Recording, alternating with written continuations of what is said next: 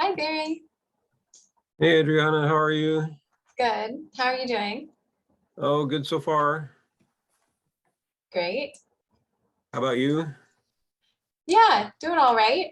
There's been a lot of colds and COVID going around, so I have a little bit of a bug, but I think it'll be okay. Are you still down in San Luis Obispo? Uh-huh. Okay. Yeah. Is it hot Yeah. down there today? Actually, it is very hot. Yeah. Yeah. Is it getting up there too? Yeah, Yeah. Yep. Summer's coming in. Feeling I it. think so. Yep.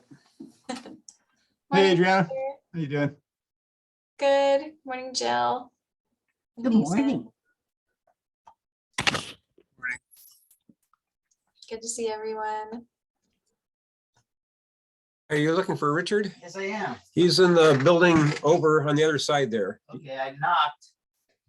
Probably need to knock harder, huh? Yeah, he'll probably be in this conference room in just a few minutes. So if you just want to wait next door here, Okay. right next to me here.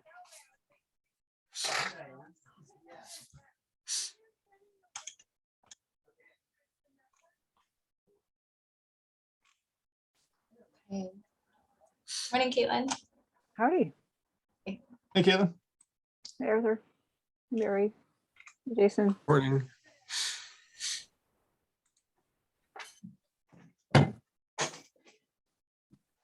This is making me feel very much like a long timer. I've known everybody on here for so long. Hey, Kim.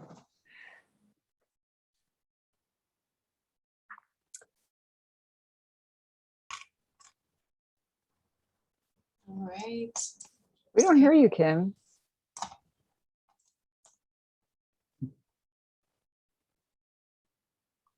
Tim speaks volumes with silence. Ah.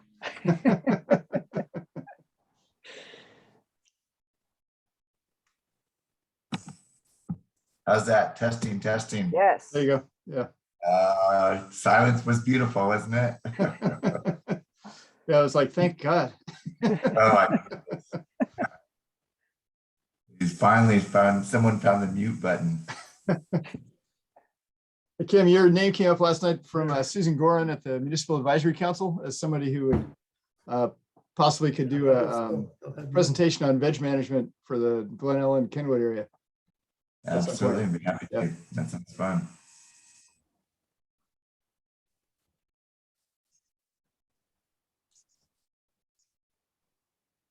I like the dual Cummings family participation. Hello, Kim. Yeah, I'm trying to get Earl close enough that he Put can in too. be part of it too. I wish I could be in Yosemite with you. Oh, we're not there now. I It know. would be nice, though. You're right. That was a good picture. That was 2014, I think. Oh, that's beautiful. Yeah, it's great. Yeah, sometime I'd like to talk to you about our area up here in Porterfield Creek. Be happy to. Please reach out whenever you can. I'll give you a call maybe. Okay, sounds good. And Thank you, Jay, for joining us I'm today. here. They may even be able to hear me. Absolutely. Yes, you can. Need to make it louder. Earl, looks like you're standing in for Half Dome there. Yeah, right.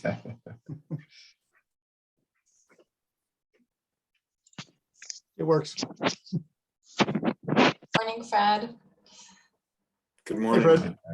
Hey, Okay, well, looks like we've got a pretty full room now. Why don't we get started with our round robin updates? First person on my screen is Barry Hill. Hey, Barry, how's it going? Good morning, everybody. Yeah, thanks, Adriana. Barry Hill with the Sonoma Ecology Center. And usually we just give an update, any projects that you want to share or any support that you might want from the forest working group or anything you want to tell them about issues you're facing or anything. It's kind of we do a quick little check-in of, here's what I'm up to and here's what's going on that you might be interested in. Okay, well, our crew recently finished up a major French broom removal project, kind of pushing the limits of the soil moisture envelope, and glad to get that done.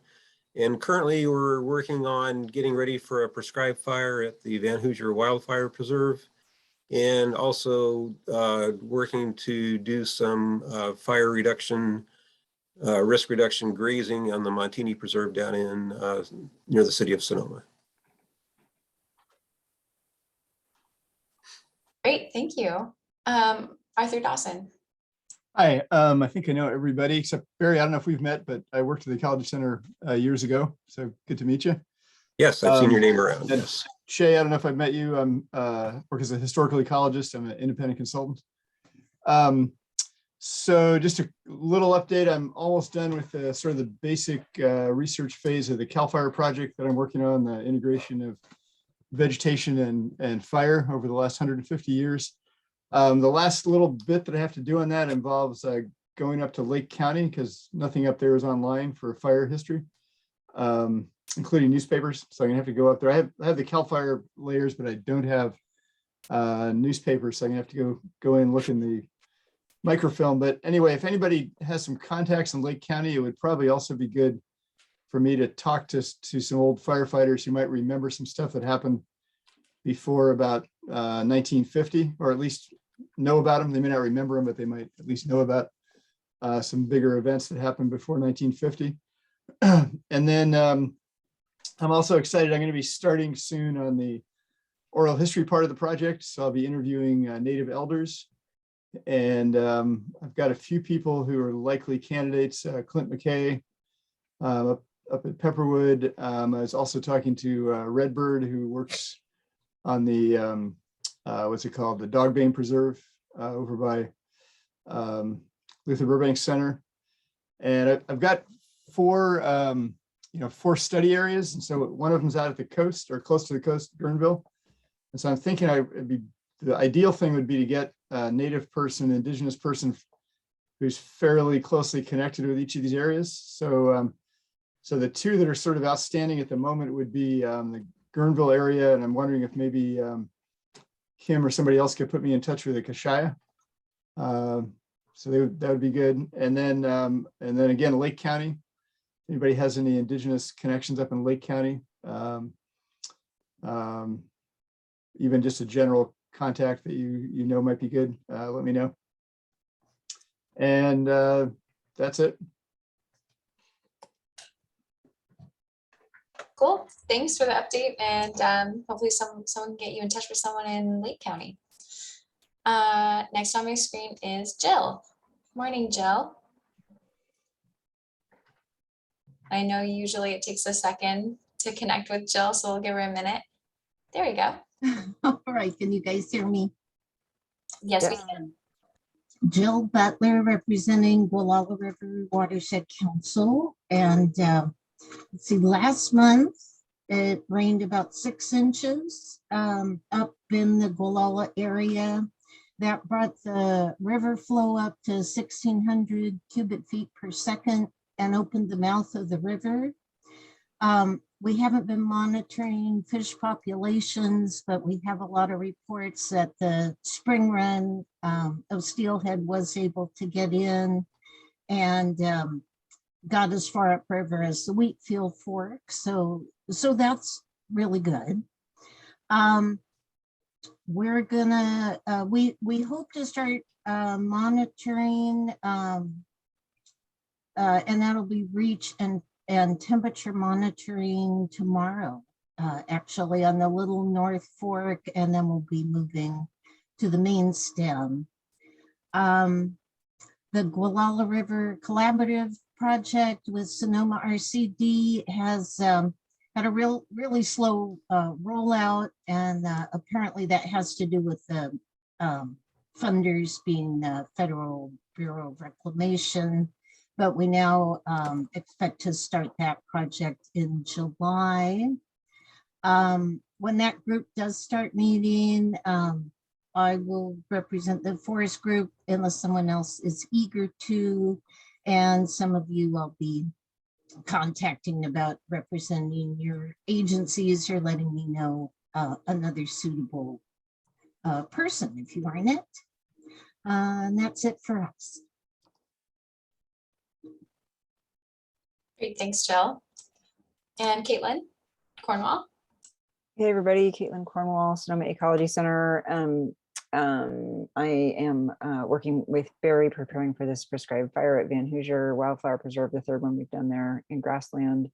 And other than that, I went to the task force meeting, at least for the morning part, and it was just so wonderful to like be with our peoples in person. It was just a great part. I didn't actually get to stay for the substantive part, so I'm looking forward to hearing about that.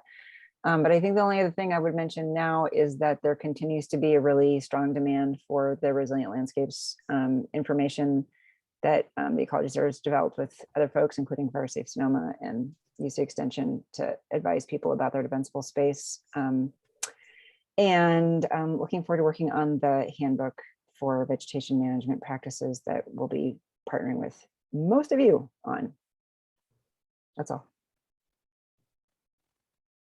Awesome, thank you. And Kim Batchelder. Good morning, folks. Kim Batchelder with Sonoma County Ag and Open Space.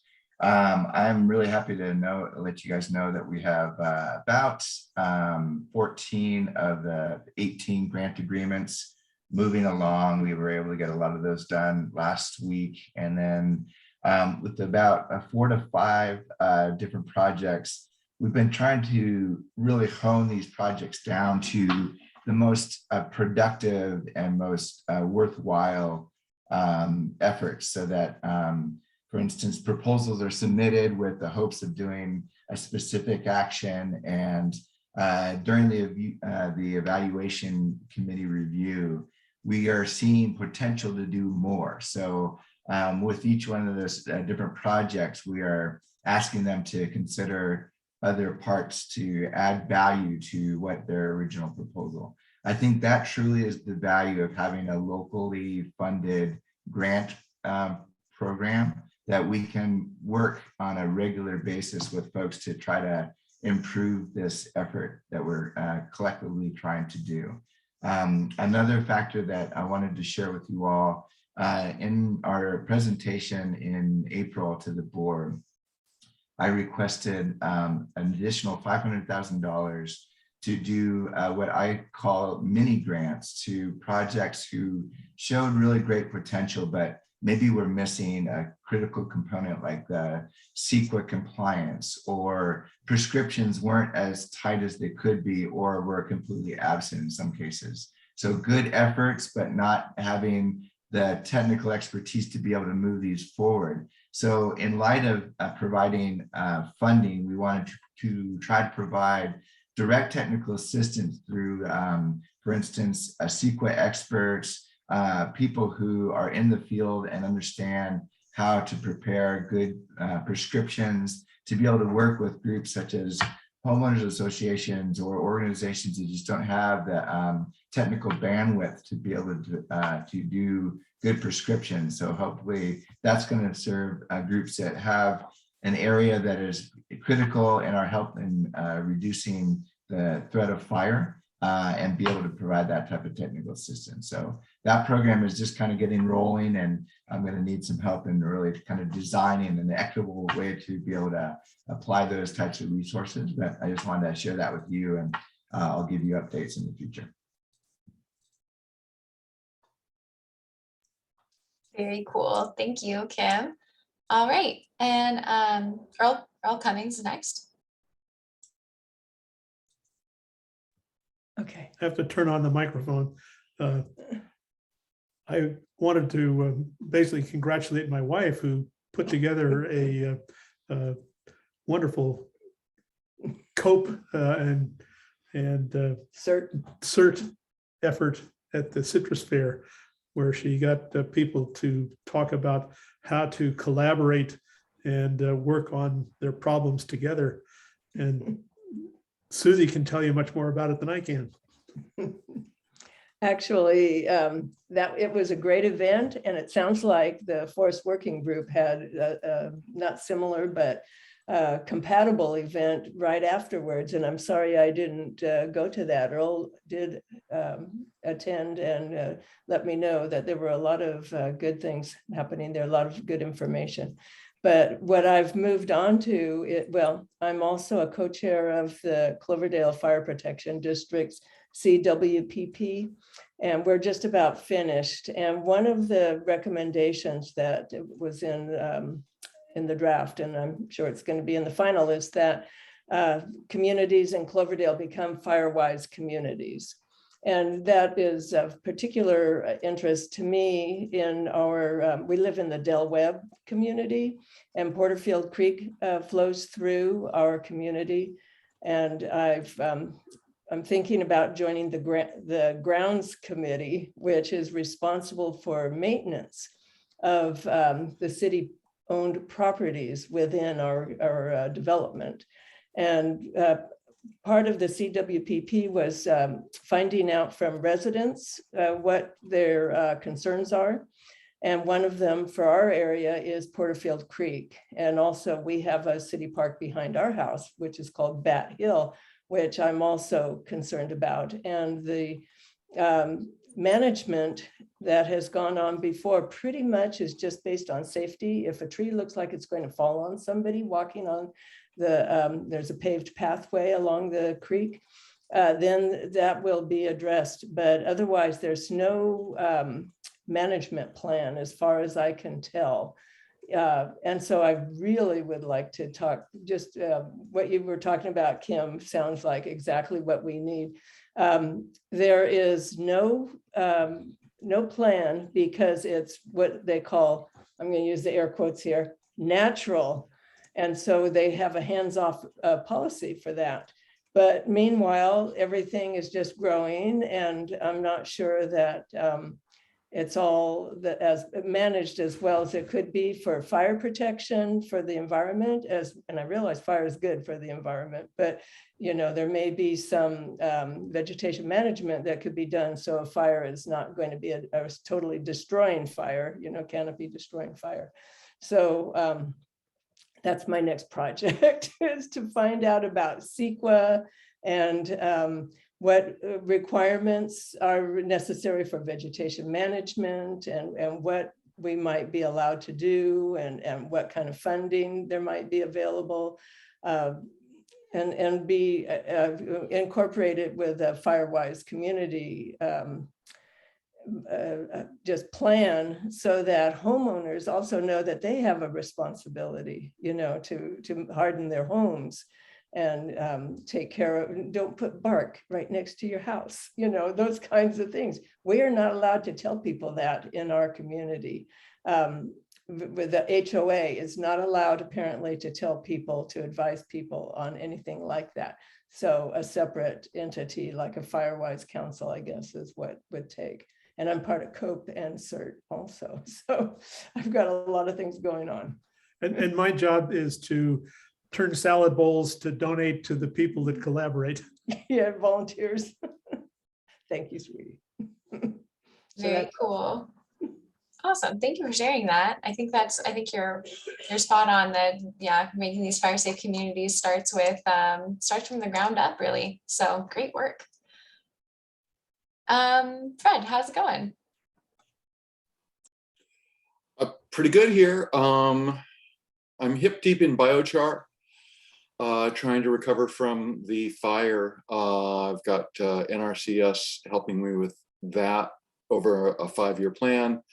Oh, let's see. I'm Fred Ufrava, and I'm a forester, and I work with a bunch of NGOs around here, and also manage forest land. I'm learning a lot about catastrophic fire damage and the tax code. We need to have people help with outreach on that, because it's very different if you own a forest and it goes up in smoke than if you own something else and it's destroyed. It's not a simple negotiation with the IRS. It's much more complicated than that. It's more like a 1031, but it's a 1033. Also, let's see, I went to a hedgerow field workshop yesterday in Hopland, and For those of you who care, hedgerows do not exist in forests. They only exist on farmland. So while my replanting may be in rows and it may be of perennials, they are not hedgerows. They are replanted native trees. And met with the Water Quality Board from Sacramento, doing a training with Jim Burke here. And we talked about emergencies and power line exemptions to see what they look like on the ground. And I gave them a heads up on Felta Creek while we were doing it, because that's a big issue right now about an emergency being extended multiple years and then changing its haul route. So yeah, trying to explain how singed trees are not necessarily killed trees. That's me for now. And we had a lovely Greenbelt event the other day at Dee's, which was a precursor. Oh, and Greenbelt Alliance doesn't really understand how WUIs here are forested. They're still thinking about pasture land in between communities. They're working on this, but they should be perfect soon. Okay, that's my check-in. Thank you. And Fred, aren't you going to make a presentation to Greenbelt Alliance soon? I am. I'm going to be part of a group meeting with the Mucky Mucks. Let's see. Precursor on Friday, and then there's an event. When is it? The 20th of June, something like that? I'll look it up and put it on the in the chat. Yeah, so We're we'll be looking trying forward to helping you, helping them understand more about WUIs. I'm understanding it, but everybody in the organization needs to. So thank you so much for your leadership on it. Oh, that's very kind. Thank you, Dee. Thanks, Fred. That's great. And Dee, you're next. I am. Oh no, just a minute. I was looking up something. Do you want me to go to one more person and then come back to you? Would you? That would be terrific. Thanks. Sure. Yeah. Okay. Jason Mills. Hey, everybody. Jason Mills, vegetation management ecologist from restoration to fire and everything in between. Fire recovery seems to be a good summary for all that stuff. Tons of work out there. Jill, it's great to hear about the rainfall on the Gualala. We did 100 trees out there by the Hauser Bridge, and they're looking great. Barry, Caitlin, awesome to see you're keeping the torch going over there at Van Hoosier. I did get out there and did some transect monitoring, and it was really interesting to see how effective it was against suppressing the Medusa head. There's some interesting new invasives showing up in the post-fire scene there with a hemiparasitic Parentchilia flower that's kind of like surging after the fire. So keeping our eyes on what's actually happening post-fire and keeping these fires as good fires, I think, is going to be important. And let's see. My team's actually pretty active on Mount Tam right now doing invasive grass control. So we got 60,000 cheatgrass controlled on the Yolanda Ridge of Mount Tam, which was pretty awesome. And now we're moving into protecting the serpentine slopes up there surrounding Azalea Hill with barbed goat grass. So that's been a cool project for my team. I've also been trying to take care of my watershed and my backyard of the Sonoma Valley and helping to advise on broom control and post-fire vegetation all through the Sonoma Valley, which it's pretty interesting. It's pretty informative. It seems like having people out there to focus on invasive plants and firs are an awesome starting point to clear vegetation and let the hardwoods kind of come back. So that's just really nice to get to put that practice into action. Super excited to step into Saddle Mountain this summer. Really, really happy to put those BMP practices that Ag and Open Space has set up into action. So excited for that one. And I'm we're here on the 10th, trying to pull graduates from the Cs into our program. So we'll be talking about that a little more. It's kind of like, you know, I'm sure everybody's feeling this transition from the last of the moisture into the dry fire season, and kind of just waiting in anticipation to see where we're going to allocate our resources next. So with that, I think that's a good wrap. Thanks, you guys. Yeah, thanks, Jason. Definitely. All right, next is Brook Edwards. Hey you guys, Brook Edwards, Sonoma County Regional Parks, and we have a bunch of things going on in terms of updates. Over at our Foothill Park, we've done some fuel reduction work along the housing subdivision in the northwest part of the property.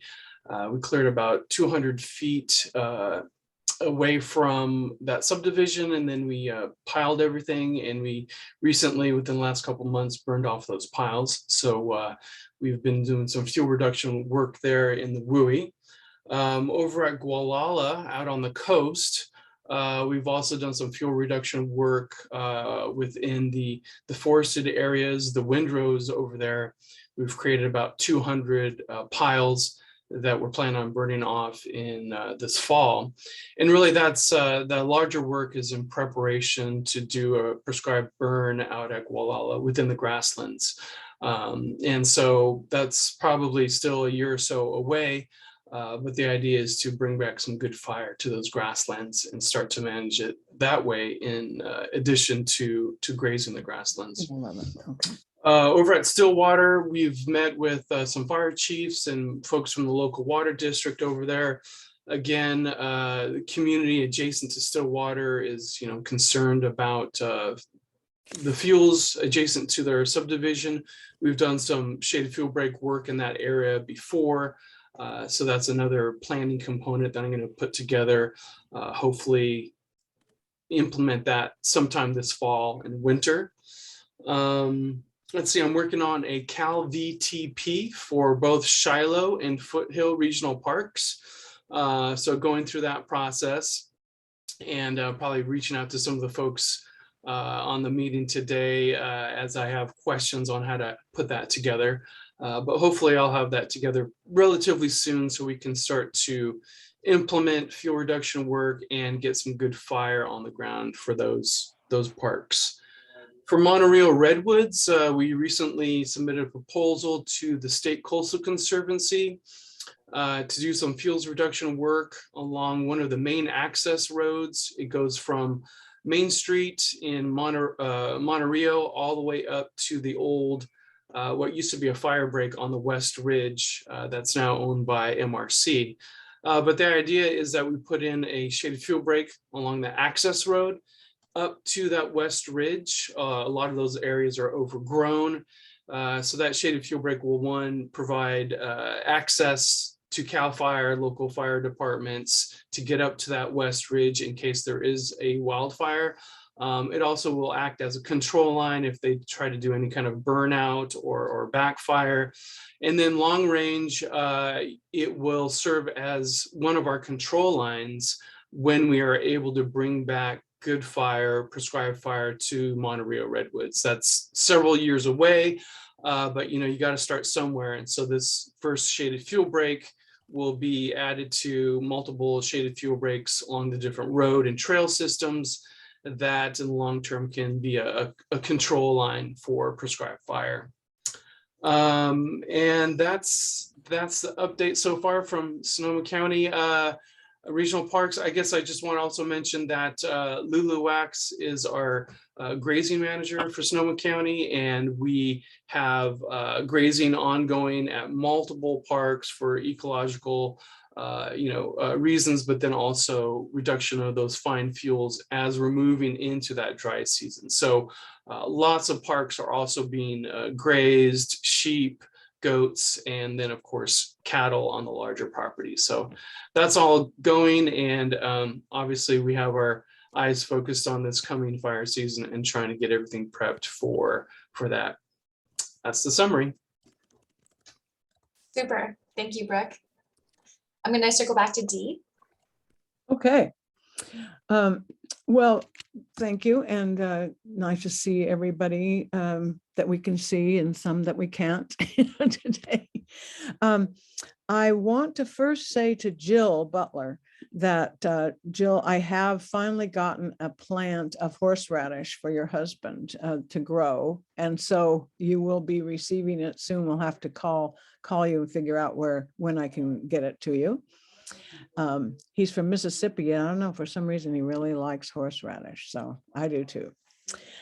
So then the other is that Towles has been working with CLE, which is the organization at Berkeley that helped the county get their PG&E money allocated appropriately and spent and now being managed by Kim. So we are working with them for later this year to get leaders together in the 4 counties, which is Napa, Mendocino, Lake and Sonoma, to find public-private wildfire prevention funding mechanisms and to form a governance structure over these 4 counties to oversee the funding and support for all the organizations, landowners, and agencies that are already working and implementing a wildfire prevention work. At the task force meeting last week, we met with one of the Lake County supervisors and also a Mendocino staff person, and they're just very excited to see if we can get the 4 counties to work together and form some type of a collaboration that will increase the scale and pace of all of our work and to support all of the organizations and fire safe councils and COPEs doing all the work that the real work. So I really recommend that many of you who can attend the task force meetings, which the next one will happen on July 21st. They're very informative. They're very inspirational. They want your help. They take that seriously. And so I really want to ask you all to take a look at the California State Task Force on Wildfire and Resilience, and find out more about how to get them engaged up, how to engage with them. I will put their website on the chat in a second. And then Fred will be speaking at Greenbelt Alliance's Sonoma Leadership Circle event on June 11th from 12 to 1:30.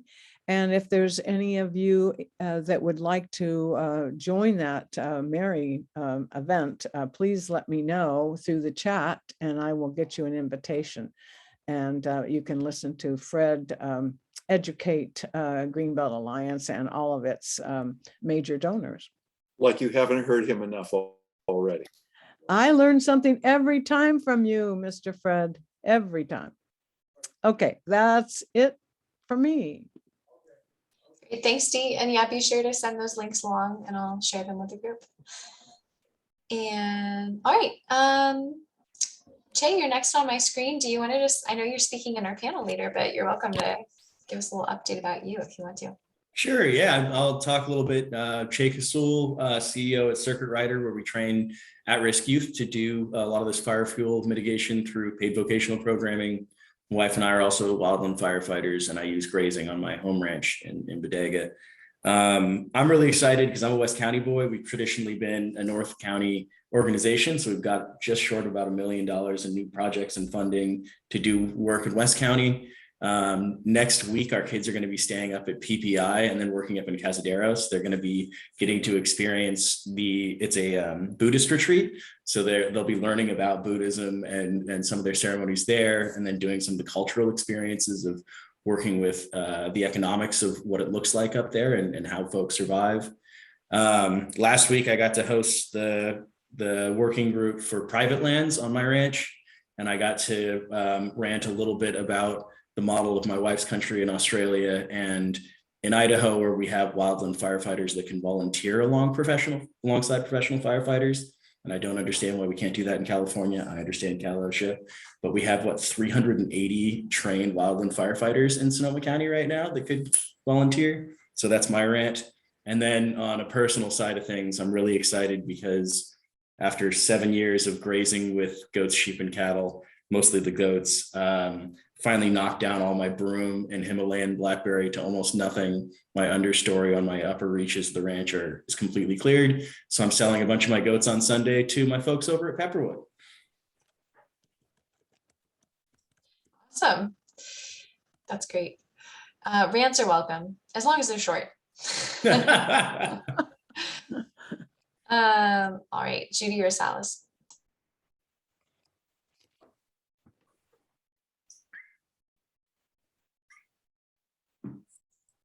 And Judy, are you there? I think she put up in the chat, she has to step off for a phone call. Oh, thank you. Okay. Yeah. Stephen Swain. I always call you Steve. I'm not sure why. You know, and as long as I know you're talking to me, I'm good. Let's see, I don't have that much to report, I think. This is slightly out of Sonoma County's bailiwick. We're working again on Japanese knotweed eradication in San Geronimo Valley down here in Marin.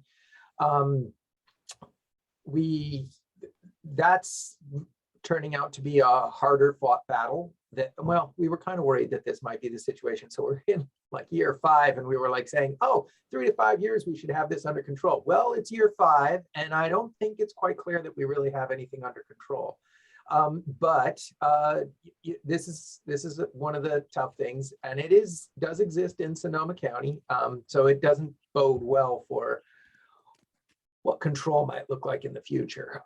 It doesn't bode badly. It's just not going as quickly as we'd hoped. Aside from that, you know, I've got a couple little valley oaks I started in my yard, both back and front, and they're growing slowly. But with any luck, that'll change as soon as they get their roots down into the water. And thank you guys for the redwoods. Those went to good homes on small private forested lands in the Russian River area. So the 12 that I picked up are all in and thriving. So good. I think that's it. Cool. Thanks, Stephen. And Mason, you're next. Hi there, everyone. Yeah, Mason here with Fire Safe Sonoma. Just a couple quick updates on a couple of projects I can speak to. We're about ready to deploy our Listos Tool Catch community trailer. We have created a whole scheduling system, which is now live and ready to deploy to local communities. So hopefully you see that around. We're helping on some other news. We're helping 4 local communities with CWPPs, forming CWPPs, and one of them has their community meeting this weekend, in the Springs area. So yeah, if you're from around that community, maybe consider attending. That's this Saturday at 10. And I can drop more details about that in the chat. And we also have a couple of governmental stakeholders meetings in June for these communities. And then, yeah, we're also, another exciting thing is we're getting started with our low-income home assessment program. Hopefully we'll start to get some assessments done there soon. So yeah, that's it for me. Awesome. Thank you. And Sophia Porter.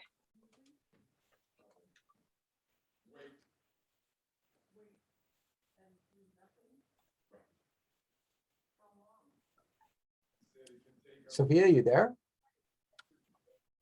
Where'd she go?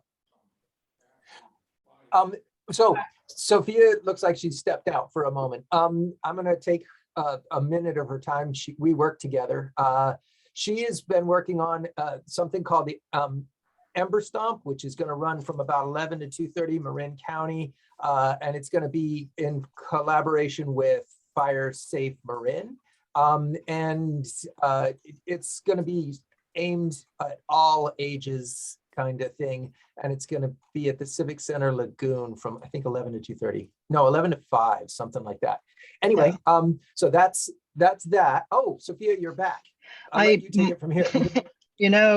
Zoom is not my friend this morning. I tried logging on like 3 times and now I can't undo my video. I'm not sure it's recalibrating, but Stephen basically said what I was going to say is I've been neck deep in event planning and trying to coordinate a demonstration garden. Most of my concentration and focus here at the Cooperative Extension is more urban stuff, even though my heart is still in the wildlands. So I love hearing all your updates.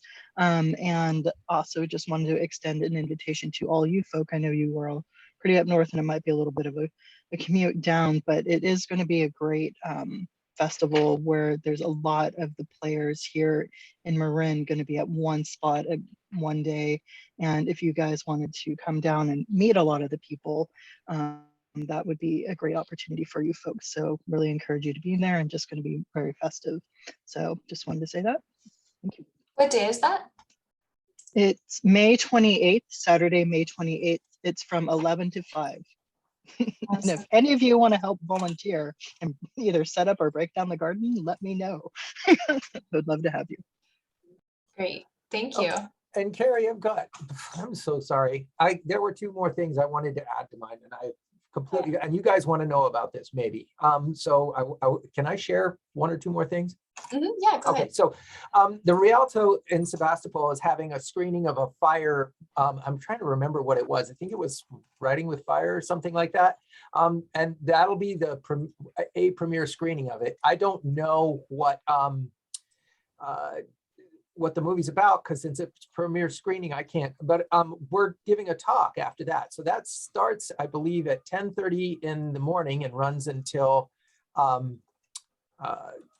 at least 3 in the afternoon. So it's several hours. It's being organized by Sonoma State University. So I thought maybe you guys would want to know that. And then the other thing I thought you might want to know about is the International Society of Arboriculture has been, fire is not normally something they deal with. They're about tree climbers and tree trimming and pruning and those kinds of things. But they've been sort of taking a dive into fire. And I went to speak at their annual meeting of the Western chapter in Oakland earlier this month on the 4th and 5th. And we're talking about some interesting things, post fire and how do you assess trees for damage and safety and those kinds of things in the urban environment, what kind of safety gear is required, and a bunch of other things. Anyway, I just wanted to mention that the ISA is, I realize we're mostly on wooded stuff and the ISA is mostly urban trees, but there is quite a bit of overlap, especially when we start talking about trees near houses. So they're professionals that we might consider keeping in the back of our minds as people we could potentially work with in the future. Enough said. Thanks. Sorry for that. No, that's all good. Thank you. I like hearing about those moments where we're getting out to new kind of like somewhat siloed stakeholders, right? It's like the urban part, we don't always interface with that environment very much. So that's great. Okay, and then next is Ray Krause.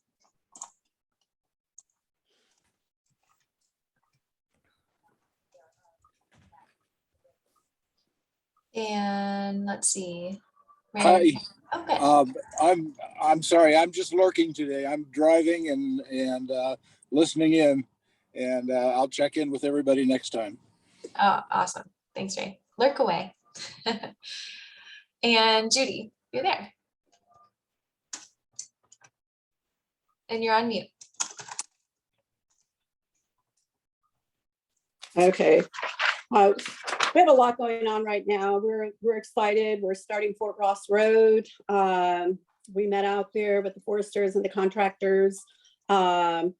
This whole bidding process is all very new to me. So I have a learning curve, and but we're working out all the details, and we're excited, to get started. And We also, our chipper program is in full swing. We have it booked every week. Yeah, yay. The communities between Cazadero and Myers-Grade, these little back roads, their individual landowners are using it, where it's free to our community on any community road. Individual landowners, we're allowing them, you know, to pay for the services, and they're doing that too. And so, and, you know, we're collecting donations, and so far we have enough to keep that program going. And so we're excited about that. Our workers are excited, and so we're moving forward on that. Brooke and Fred, we did burn on Friday in the fern field. Sorry, I didn't get a chance to let you know. You know, it was one of those last minutes with Fire Forward. It's our pilot project that Fred Ufrat helped us design. Brooke submitted a proposal to Fire Forward, and it was just phase one. Our local vineyard owner came and he mowed a line around the project area. He had his crew go out there and do that. They met with Sasha Berlman. And so they started on Friday, and we'll continue working on that. And then the next stage is to graze. And this was set up as a pilot project to demonstrate to landowners, you know, the tools that they can use to keep their properties safe. We also, right now, we're pretty excited about the work that we're doing with our collaborative partners here on the coast. We had a meeting a few weeks ago, and I think her name is Ella Griffith was there, and she works with Tuckman Geospatial, also with Biswell, one of the groups up here. And we started doing some fire mapping, pod mapping, which was pretty exciting. And our landowners came out, and the ones who did come out have been contacting me. You know, how do we move forward? What are we doing? So we're really, we're working towards putting together a plan right now. And we are considering holding our next meeting up at Kashaya so we can get Annapolis and the folks up there involved. I've reached out to them, and we need to come up with some dates. So we're looking at another date for sometime in July. But, you know, we had Save the Redwoods there, and they're willing to partner. They want to partner with us. I know I talked to Brooke, and Brooke spoke to the group about state parks and regional parks, and how we can all be working together. And so we'll be sending out something, and I'll send it to the group. We're finalizing a document right now on the Sonoma Coast Collaborative. And so we're moving forward with that. And another thing that we're doing is we're planning our projects right now for the next Forest Health Grant. We have landowners working with Moorheart Ridge. We're looking at Smith Ridge, obviously Seaview Ridge. And some of the issues, one of the biggest issues on Seaview is dealing with coastal permits. Because their main road, Seaview Road, one side of the road, most of that road is in the coastal zone, the other side isn't. So that's an ongoing issue with our partners up in Timber Cove. So I've been meeting with Timber Cove Fire Chief trying to work that out. And lastly, here we have, there's an evacuation exercise happening on May 19th in Monterey. I know that there's one in Sonoma Valley as well, I think on the 20th. So we're going to participate in that, and really just start getting our word out there about all the work that we're doing here on the coast. And it's exciting because so many of our collaborative partners are wanting to become active and get involved. And we'll have more on that in the next meeting. So that's about it for me. Oh, fantastic. Thank you. Did I miss anyone? Did everyone get a chance to go? I wanted to. Okay, great. All right. So we're pretty much on time. We're just a few minutes behind, but with the next 10 minutes, I wanted to just give us a chance to debrief from the governor's Wildfire and Forest Resilience Task Force meeting that was convened in Sonoma County on May 5th. For those who made it, I just was curious to wanted to give us a chance to share some thoughts about it. And for those who missed it, what were some highlights that they missed out on that they might want to know about? So if anyone wants to kick us off, feel free. I'll go ahead and kick us off. I was really excited to participate in this. It was probably the first conference-esque type event that I participated in 2 years. So as Caitlin pointed out, I think the joy of just seeing everybody in person in 3D and really being able to have just a great interaction of professionals and just being overwhelmed by the amazing amount of progress that all of us have been participating in. I think that was the part that was really most exciting for me, to see our local efforts and everyone participating in such a wide range of activities. That was thrilling to me, and just seeing, I take complete pride in the fact that most of us were all related to the Forest Conservation Working Group. And it's just, that's the power of the network in my mind. That's exactly what this was all about from the beginning. And it really is just such a joy to see all the work that everybody's been doing. I think the format was very positive, to be able to focus on Sonoma County and our immediate region, to see the type of progress that people have been making over, during a 2-hour kind of poster session, if you will.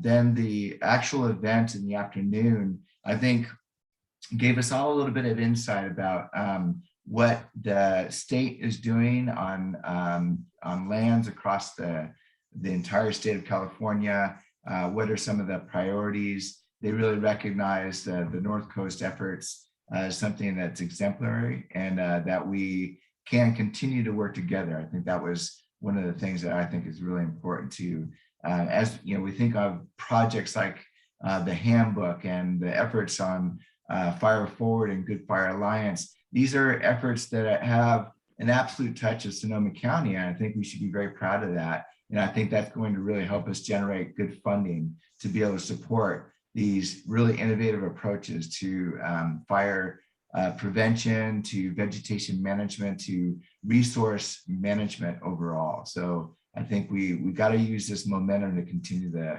to light the torch, if you will. So thanks, folks.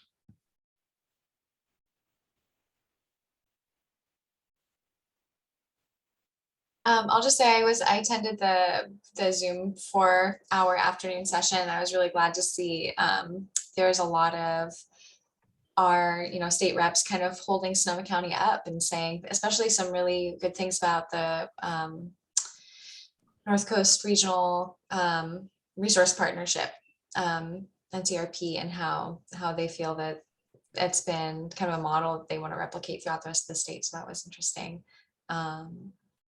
Any other thoughts?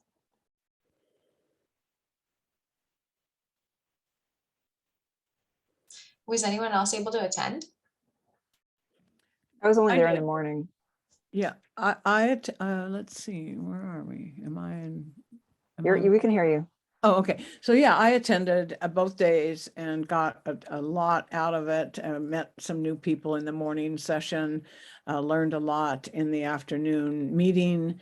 And then we went up to the Dry Creek Rancheria and got a tour of the wonderful work they're doing to restore a creek that flows into the Russian River, and then actually what is being done in the Russian River as well, with the cooperation with the Jackson family vineyards.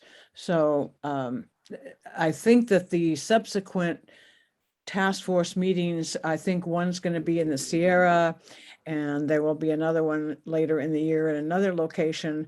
To visit those places too, I think would be very informative and helpful to us. But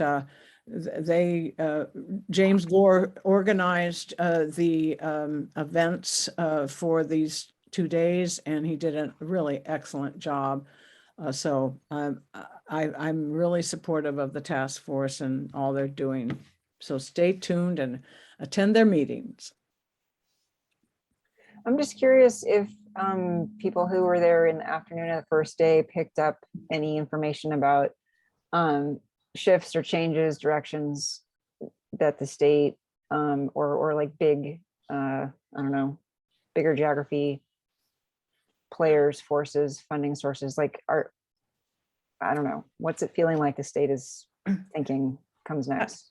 Well, I think that my sense is that they are really understanding that the on the ground local groups are really the key to everything, really, and that to support them is really important. And I think they're very serious. So that's why I'm suggesting that we follow them more closely and give them feedback and thoughts and ideas on how they could better support in all the ways, at the local work. They are coming up with an implementation plan for later this year. There will be still and an expenditure plan. There will be time to provide input on that. And I think that some of the tools, one example is they know there's a million databases out there looking at the right maps and giving you all the right, information, but they're all, there's one for the feds, there's several for the state. And we know that there's, the fuel mapper that Pepperwood and UC are doing, and Vibrant Planet, et cetera, they're going to be coming up with a way that doesn't make one database, but that makes them the information that they each have available on their website, as Kim was suggesting, is going to be a remarkable tool. So those are two things that I came away with. And they're accessible, these state, task force committee members. So that's what I took away. Another question about the North Coast Resource Partnership. I mean, I've been watching them for a very long time, but Sonoma Ecology Center works mostly in Sonoma Valley, and North Coast Resource Partnership has not come down all the way through Sonoma County. And now it seems like part of what they do does come all the way down. And I agree that their model is amazing. And I just wonder what it would look like, what it would mean, what we would do next, sort of, if we in Sonoma County, the whole Sonoma County, wanted to, do more with them or expand that model. What would that mean? What would we do? I think it's worth talking to Karen Gaffney about, Caitlin, because it is a little awkward to only have part of the county be within their geography. And my understanding, and Kim may know more about this and others, but the funding that's going to be coming from the state, and when they do get this implementation plan, a lot of it's going to go to block grants, and those are going to be given to groups like the North Coast Regional Partnership, and then they will be distributing it to various organizations. And so that is a really statewide exemplary approach, this our North Coast Regional Partnership, and it will be more used at that block grant level. And to have the whole county be engaged, formally would be great. Maybe there's 2 or 3 of us would like to meet with Karen and find out more about it. I'm willing to set up a meeting with her. Yeah, I mean, that sounds really interesting to me. Okay. Anybody else would like to chat with Karen about this idea? Yeah, that'd be fine. I'd be happy to. Is that Kim? I think, yes, it is. And, Okay. Catherine Gledhill is the one who's kind of really been the point person on the grants, kind of technical assistance grants. I think that we would like to model for the vegetation management treatment. So I know Judy's had some experience with that. So I think it would be great to have some greater collaboration there. Jay, what would you like to share some? Yeah, I was just commenting on coming away from the NCRP for a moment, commenting on the Thursday session. A lot of the conversation about tools for fire fuel mitigation were focused on prescribed fire and manual. Obviously, I have a chip on my shoulder because I love my critters, but there was a complete lack of conversation when it came to grazing as a tool. Oh, I'll say another criticism as well about the afternoon session. There was no discussion about private funding and getting the private investment and various institutions and private, large investment organizations engaged with the state on the public funding, because they need both. The state's doing a great job and giving more and more funds. It's still not enough. And there was no discussion of reaching out to the public, the private public relationships. And I'm going to be pursuing that as well. Dee, you should have attended my thing on Friday, because that's what it was all focused on, was how to get public funds to private individuals and what those barriers and opportunities were. The public funds to private individuals? Yep. Well, and is there a recording? There is not, I'm afraid. It was all wandering around the ranch. Okay, well, we'll get you engaged next time so you can educate people about that. Sounds good. Unfortunately, it was mostly conversations about barriers, but you know how it is. Well, that's right. And that we got to get past that. Not that it's our fault, but I mean, that everyone is going, oh, it'd be nice, but it's a problem. It's a challenge. Well, we just got to get going. And there's going to be a Finland US conference in October in San Francisco about this very topic. And maybe I should put that in a link as well at the end of October, with international involvement by both major private investment and the public investment as well. I'll put that on the chat. I think this is way over my head, but I do just want to chime in and just say, I think I've seen it kind of go both ways, where I'm meeting with communities who have invested a lot of private funds in, fuel work on the ground without any public support. And I wonder if we can somehow, compile private funds that haven't been invested in these sort of efforts and use those as leverage for public match funds. Absolutely. That's exactly right. I'll take that on. So one of the things that we were able to share with the board on April 19th is that we've been able to, each one of the projects that were supported in 2021 brought a pretty significant amount of match. And so that's something that's very appealing to both the board and just the general trajectory of the vegetation management grant program. But I agree, Dee, there's a need for greater private investment. And so I think that's a little bit different from what Che was talking about, yes, where there's barriers of public money going to private landowners. That's right. I had a great conversation from the woman from Coastal Conservancy about this, about how they would possibly invest in the vegetation management grant program. And one of the issues they run into all the time is I'm forgetting the term. I'm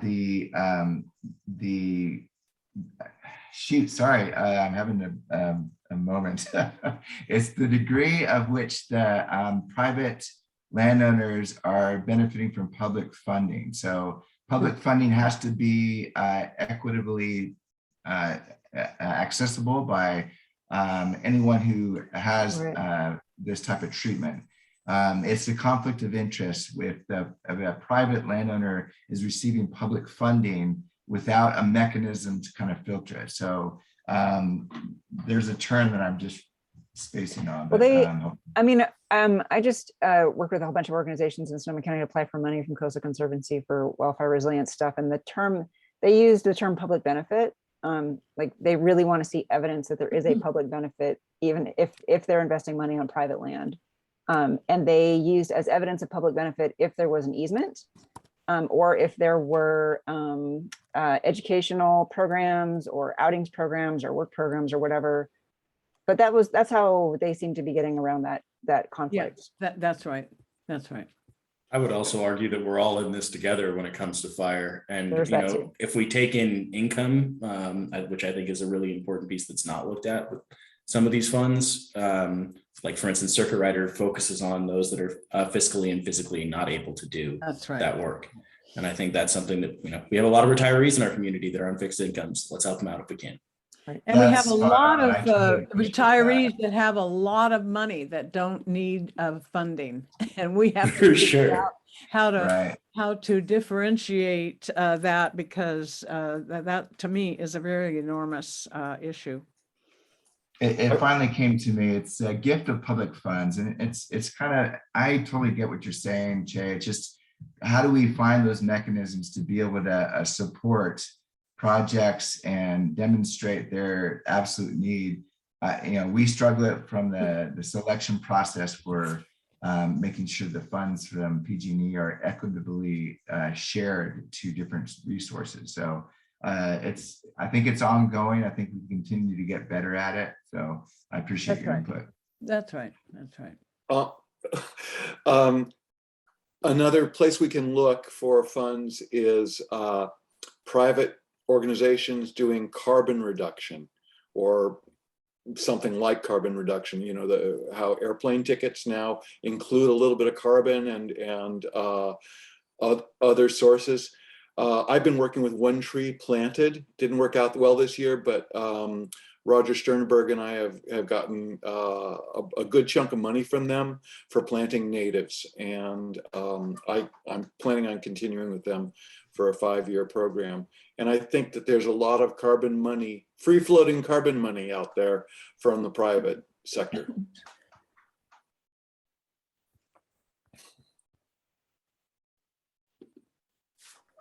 So Dee, regional parks would also like to be involved in those discussions with the NCRP. So if you can loop me into those meetings, that would be Absolutely. great. Your name's on the list already. Thanks. And Dee, if you would add my name to that list also, I would like to be involved. Judy, is that what you're, Judy? Yes. I mean, we're doing a lot with the private landowners. If they just have such a hard time, they don't know where to go for public money. And so some of our outreach efforts are really focused on, right now we're talking about fire. We're moving into watershed because of the drought and all of that. And Jill, I do want to talk to you a little bit more about this, but you know, as an organization, we are doing a lot of that outreach with landowners for, you know, and helping them access public money through us. And so we have some workshops coming up about that. But I mean, seriously, any one of us who protects our property up and anywhere, you know, it's a public benefit. I mean, Creighton Ridge started right at, you know, on my ridge here, and our house was the first one to go down. And, you know, 12,000 acres later, you know, it destroyed every structure in its path. So any one of us doing this kind of work on private land, large parcels, small parcels, it's a public benefit. I mean, yeah. So, but it's a tough one, and we're talking about it and dealing with it all the time out here. Judy, if there's any way I can help you with that, it's one of my passions. Obviously, I work in the public space, but I also work in the private space on my ranch. So I've navigated this, I've lived it. Please involve me and happy to jump in. Che, I'm going to get in touch with you. We'll talk. Okay, thank you. I think that's one thing that's been kind of a common thread for a lot of the discussion here. And maybe we can set aside a time to be able to really dive deep into this type of thing of prescribed grazing. And I know, Che, I'm going to give you a little bit of a platform at another time for you to be able to share your thoughts, because I know you've had a lot of experience with that.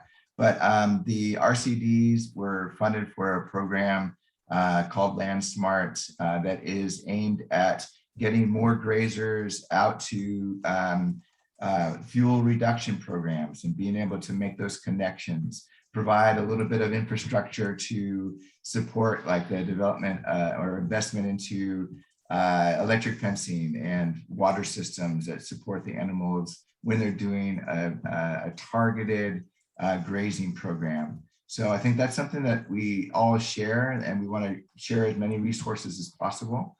So I think we should try to set some time away in a future session to address that. Sounds So good. yes. Yeah, I'd like to just say one thing on the grazing, Kim. I'm glad you brought that up. We have a couple of grazers up here. We have met with Stephanie Larson. She's been up here. Leland Falk from the coast has been up here, and we're looking at really kind of formalizing our informal grazing program. Right now, the sheep move wherever they move. But so if there's any discussion going on about grazing, I would like to be involved in that one as well. That sounds good. I think we should start grazing giraffes. That would help us to have a greater lift between the. My llamas work great. I'm just saying. Llamas, there you go. Yeah, we have llamas up here too. Predation is a problem though. We had one family who lost their family partner, their family member, their llama, which is a big problem anywhere. But yeah, I like that idea, Kim, grazing giraffes.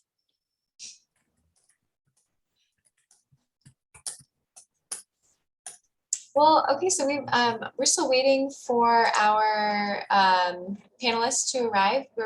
Brianna and Ben Goldstein will be coming from the junior college soon to talk about the kind of development that they're doing in the vegetation workspace, management workspace, along with Che and Jason. And while we're waiting for them, I thought we might take a second to sort of talk about the current limitations to the workforce or issues that are rising around workforce.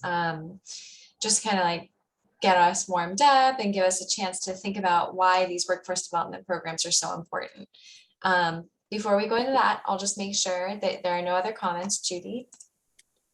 Yeah, I just segued right into that with you. One of the things that we have going on up here, we have 2 Zen retreat centers. We have PPI along Fort Ross Road, Rotnaling and Odeon over there near Hauser Bridge and Timber Cove.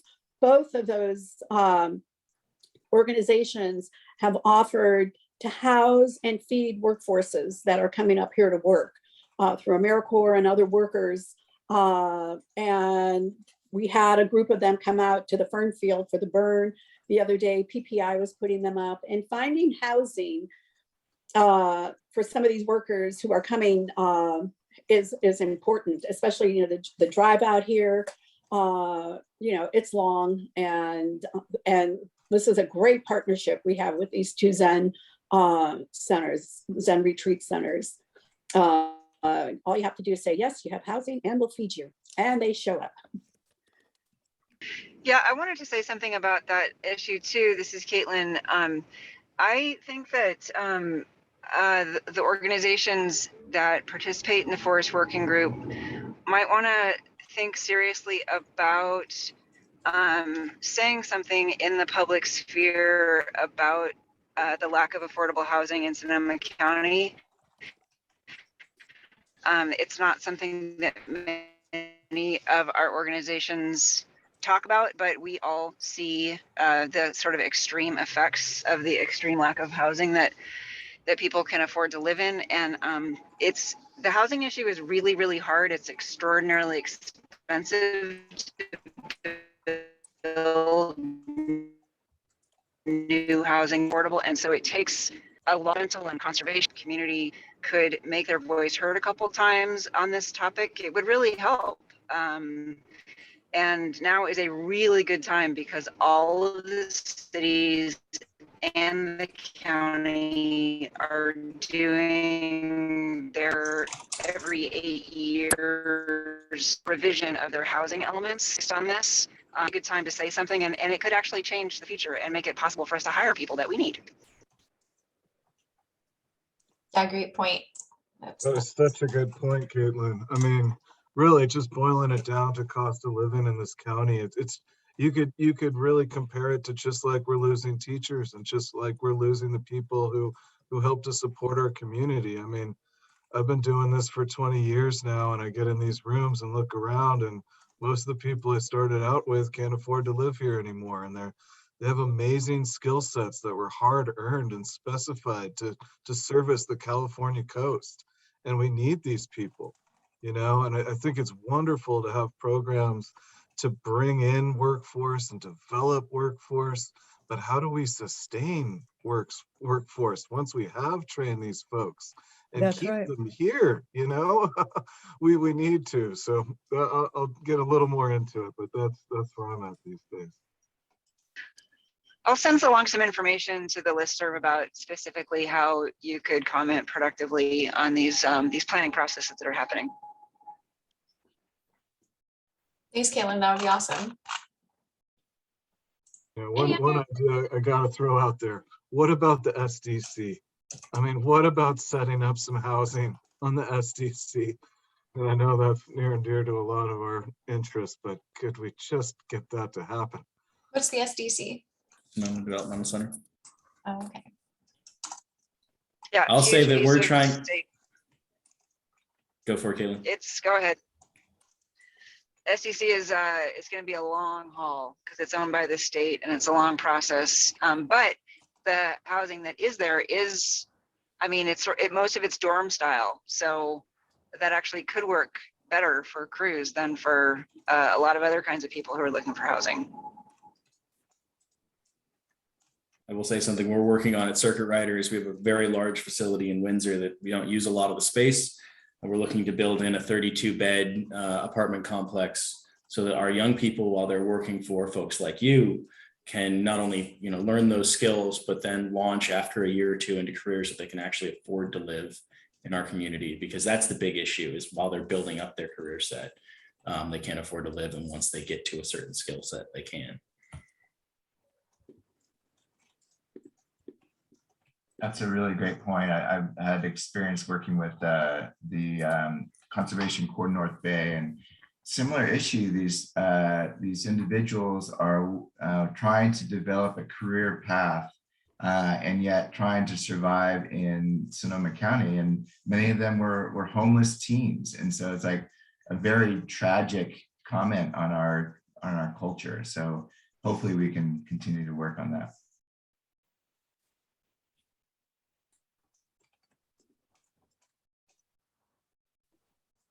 One thing that doesn't get discussed too much that I see really impacting this sort of thing, and we have the Department of Industrial Relations out there looking out for prevailing wage rates. And as hard as it is to make these projects cost effective, and it's tough, and we want to keep the rates down, but when prevailing wage is enforced, I know my crew has felt the benefit of this. It's a union-based program. If we really start enforcing it, it can really make a difference in people's lives. That's good to hear. Adriana, while we're waiting for the SRJC, maybe we can talk about the upcoming events, the site visit to PUC, and our future brown bags. We have a really exciting speaker next week or next month. So do you want to share that? Sure, yes. So starting with the PUC, the Pacific Union College tour, which was scheduled for last month. I was just in communication with Peter, who said he would like to actually delay that even further to June. So if you want to mark your calendars, we're looking at the Saturday after our June meeting, which is June 19th. And he said that this actually could be good timing, not only for his own schedule, which has become really impacted by some life events, but also because they're planning on doing a burn there in the next couple of weeks, I think next week. And he really wanted to have the tour, have everyone come out after a burn's been done. So he was thinking that June would be good. So that's the Pacific Union College in Angwin in Napa, for those who haven't heard about it yet. And it's a really fantastic site. I'm sure Peter will give us a quick recap next month at the meeting to remind us of all the cool work that they've done there. But I believe they worked with WRA. Is that right, Jason? To do, or am I wrong? And Sonoma Ecology Center. And Sonoma Ecology Center. Oh, okay, yeah. And go ahead, Caitlin. Maybe others. Oh, I was just gonna say, and maybe others. I don't know. I don't know about the whole cast of characters. Yeah. Yeah, same. But yeah, they've done a ton of like thinning work, shaded field break work, stand improvements, and really, I think Peter's goal has always been to make, because the POC forest is located on the ridge between Angwin and Calistoga, he really wants to protect the community of Angwin by making his forest into something of a defensible line. Yeah, he should be able to show us a variety of treatment types. And I really hope he can run fire through there before we get there, because it is a unique piece of property. Easternmost redwoods in California. Gets really hot up there on the Napa Ridge. And it's interesting because it's an active timber operation as well. So he'll have plenty to talk about when we get out there. Yes. Awesome. And then as Kim alluded to on our June meeting, that's the Thursday, June 16th, we're going to have our yearly update from Marshall Turpeville about the 2020 fire season outlook. So I'm really excited to bring that back again. Marshall always gives an excellent presentation with science I wish I could understand all of about why our fuels are the way they are, and yeah, just the projection for what the fire force is getting ready for, and what we all should be getting ready for. So if you're curious about what his presentation will be like, we have his past year presentations posted online. You can take a look at those. But yeah, it's always great. So happy to have him again. And I'm trying to think what else I might want to update you guys about. Oh, so the Sashi's not here, but last month we were talking with her about a conference for the fall, which would be something that the Forest Working Group hasn't done for a few years. We try to do them fairly regularly, but because of COVID, of course, we weren't able to do that in the last few years. And I am talking with her now about organizing a small committee of Forest Working Group members to help plan that along. Come up with kind of like the form and function of the conference and some topics, and then bring that all back to you guys at the June meeting to refine.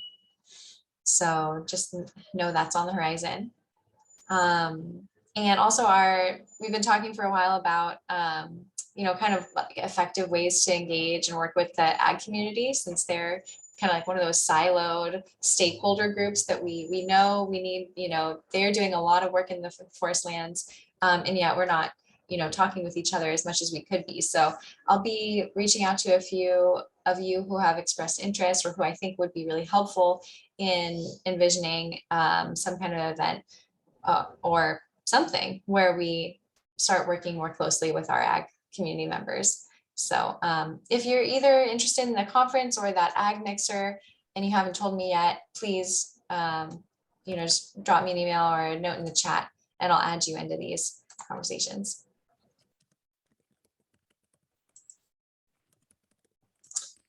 And I think that's all that I had. I'm hoping, Fred, I think I emailed you yesterday about, or maybe, yeah, around then, about getting us out to the coast to look at Bishop Pine mortality sometime this summer. Still would love to do that if you guys are interested. So that's also something that will be coming up if we can pull it together. I think that's a really good thing, and I apologize. We've been a little busy around here. But I know Brendan, he was on the cover of the PD the other day talking about the rainfall of redwood seeds.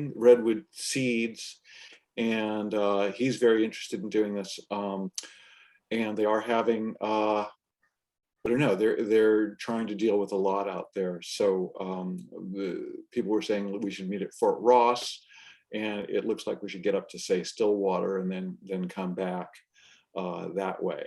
So I'm excited to see how both regional parks and state parks are dealing with the big die-off of Bishop Pine, which seems to be particularly bad in the drought. I mean, it's an unusual die-off that we're having out there right now. Mm-hmm. So I'll be following up with Brendan on that. Yes. Okay, awesome. Great. I think those are all my updates. Anything All right, about well, bringing I us? think it's a good time to kind of launch into our panel. This has been a factor of vegetation management that I think all of us have been aware of.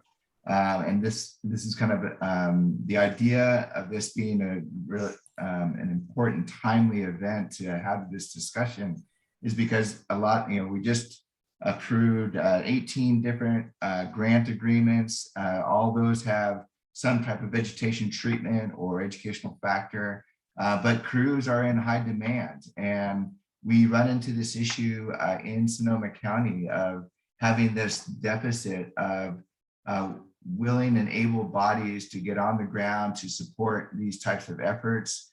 We've run into a lot of creative efforts to try to fulfill those needs of people who want to do vegetation treatments. Now is the time that people are really hitting the ground to be able to do these treatments. So we decided that we wanted to host a panel of essentially 3 entities who have essentially, 3 very different perspectives from the standpoint of Circuit Rider, who is providing crews to support different types of vegetation treatments. WRA is a private sector organization who's doing a number of different fuel treatments. And then we have the SRJC, which is supporting a program to improve our access to professionals who are getting trained in this field. So I thought we would just have a short roundtable of discussion to be able to provide a little bit more feedback and or input from these different people to share with you the types of challenges and opportunities that these people are running into. Maybe Che, if you would mind sharing a little bit about what your organization is focusing on and what your current demand is and how you're trying to fulfill that niche as a service provider. Yeah, absolutely. So as I said, Circuit Rider Community Services, our focus is on at-risk youth, ages 15 and a half when they can get their work permit to 30 in our community. And we pay them $17 an hour and put them out into the world doing some kind of work that has a positive benefit to our ecology. Obviously, a lot of what we're focusing on right now is fire fuels.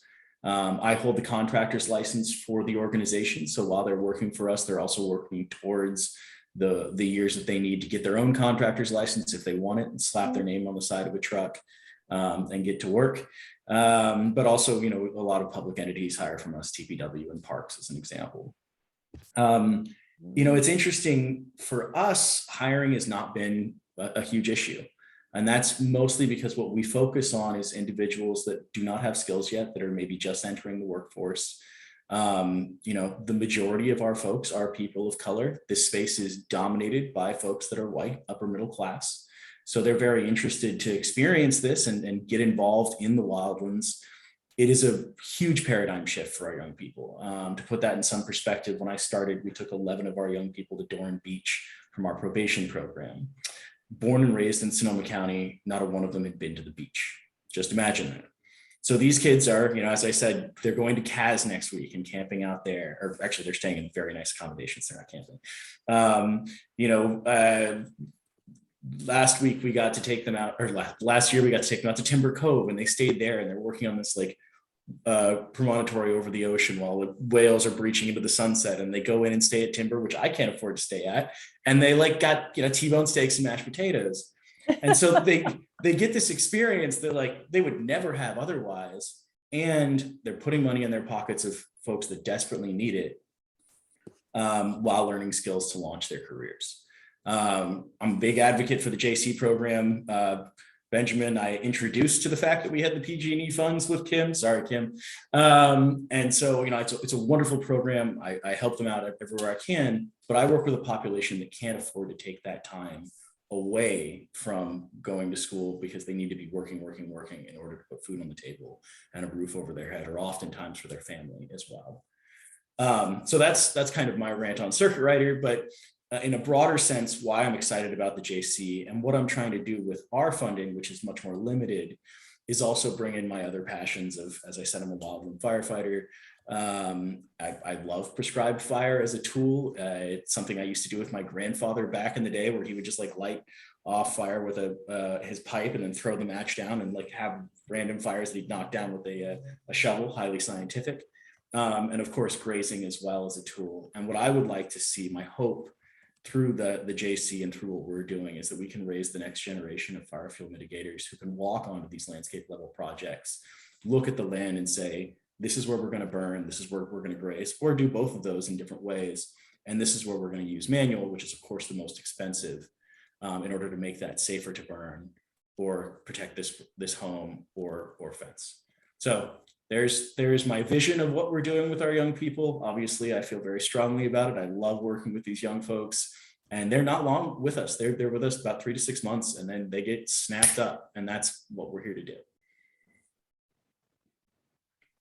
That's great. Thank you, Che, and we'll continue to keep this conversation going. But Jason, would you mind sharing your perspective on how you train your crews and what you're trying to offer as a private sector individual? Absolutely. I actually made a little slideshow, nothing too fancy, but some visuals to go along. Maybe I'll try that now. I just gave you screen sharing. Awesome. Thanks, Adriana. Let me see here from beginning. Is this working? Yeah? Yep, we can see Okay, it. awesome. So yeah, this topic hits me personally very hard. So it's going to be hard for me to not get emotional and worked up on this subject, because it affects people's lives and the environment very, very closely, myself included. You know, when I started out doing this work, I didn't have very much experience or skills, but I knew I wanted to help. And I started out with AmeriCorps and the Conservation Corps, and then ended up leading crews with the Conservation Corps. I was a Corps member for 2 years, and then I was a crew leader for 6, and then I led diverse crews of people who really needed help for about 3 years. I was able to really affect people's lives and do some really good work on the ground. And what stung really was kind of seeing people go into the same situation that I was facing myself. Now you have these skills, you graduate from these programs, and you can't find a place to continue working, because once you have these skills and you cost a little more, it's hard to land the projects just from our free market capitalist environment. Everyone's always looking for the bottom dollar.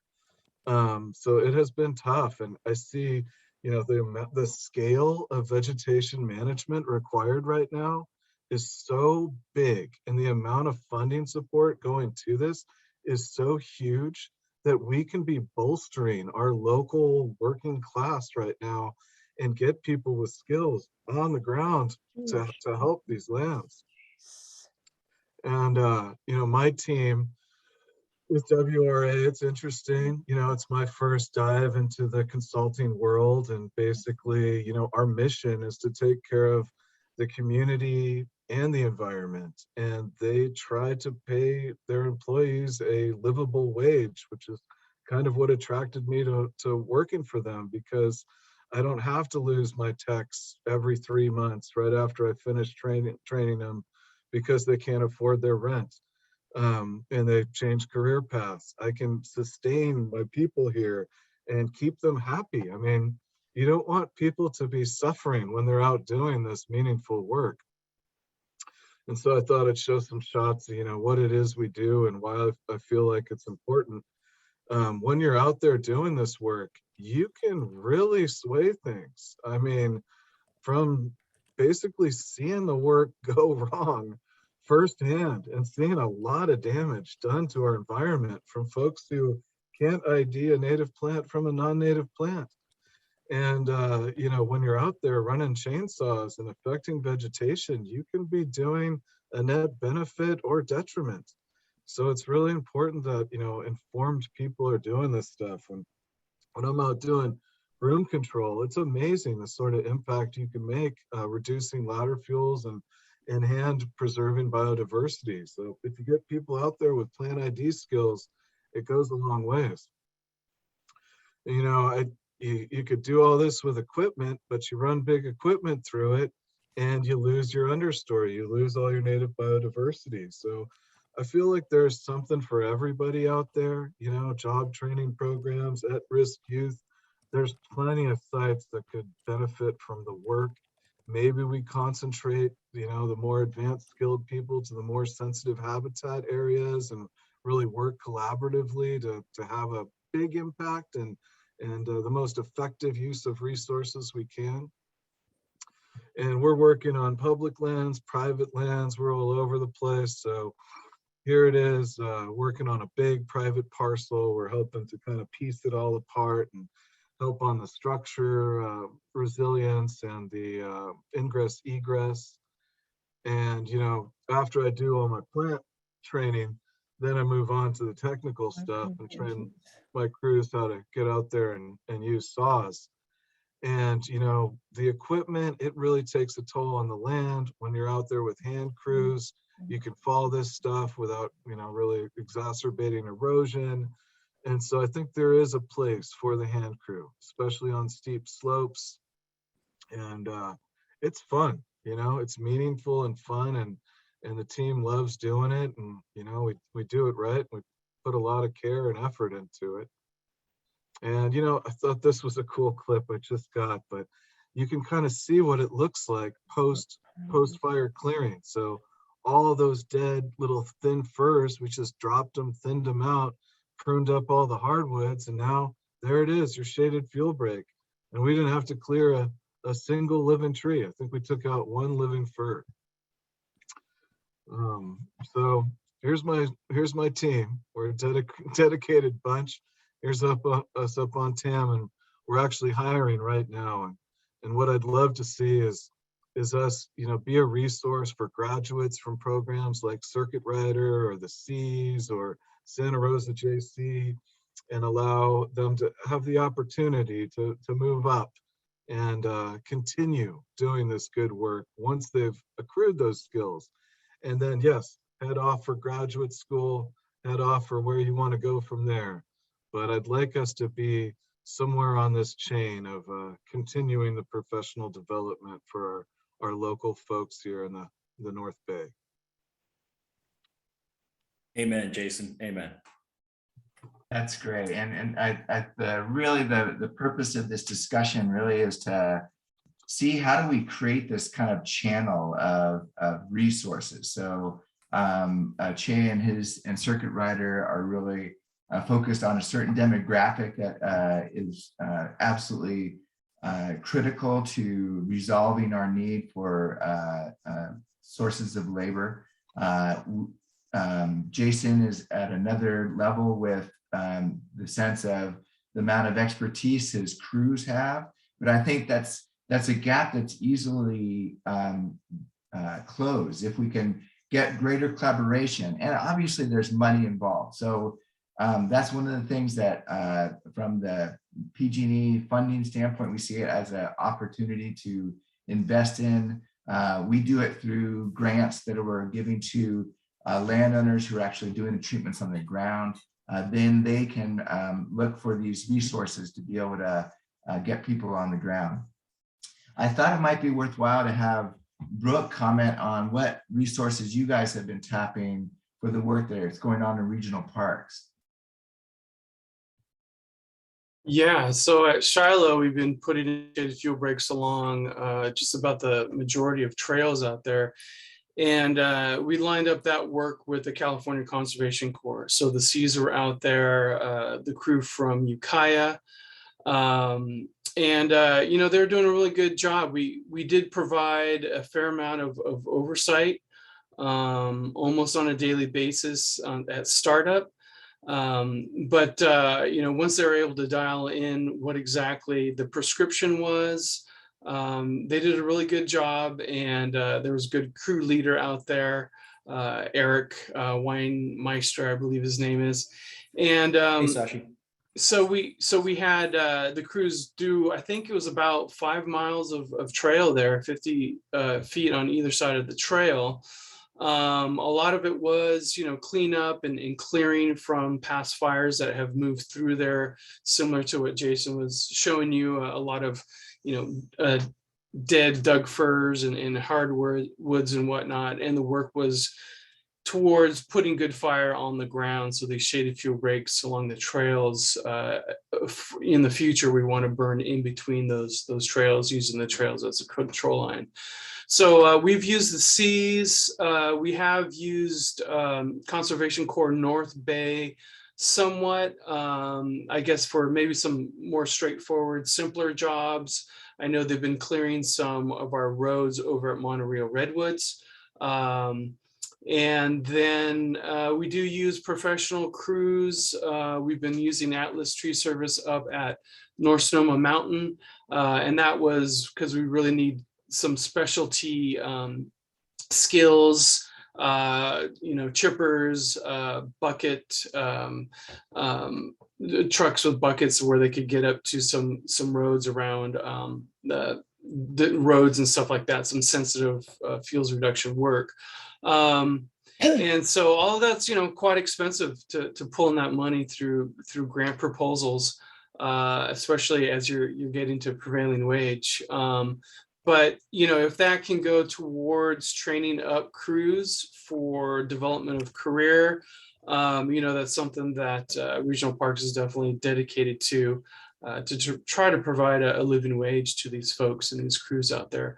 So those are some of the crews that we're working with currently.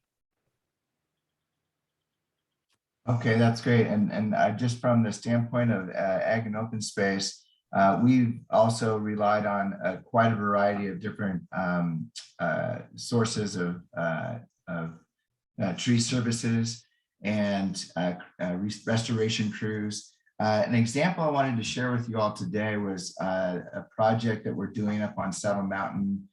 Fred's very familiar with it, as he was part of the team to help design the series of shaded fuel breaks, burn units that will be used in a prescribed burn program. And it really is trying to be as comprehensive as possible on about 1,200 acres of land that was burned. 95% was burned in the glass fire.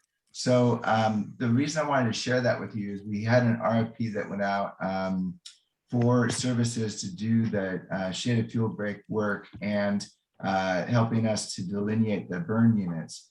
And so we got a number of different proposals from private entities who are professionals in this area.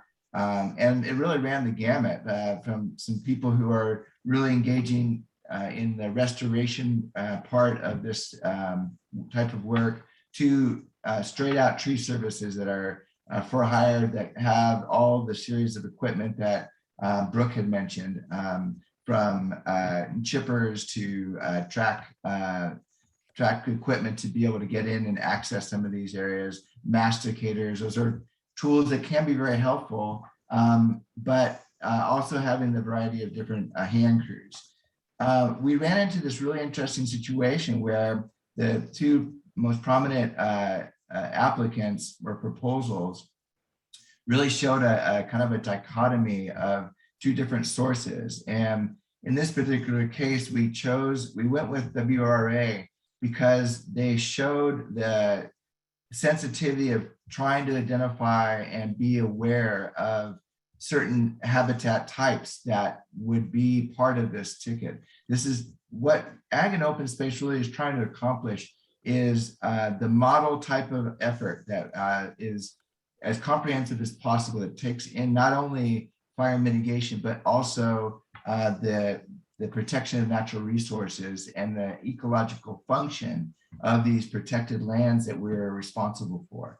And the competing applicant was a tree company that was a relatively young business, largely Latino population, that was trying to get a foothold in this world.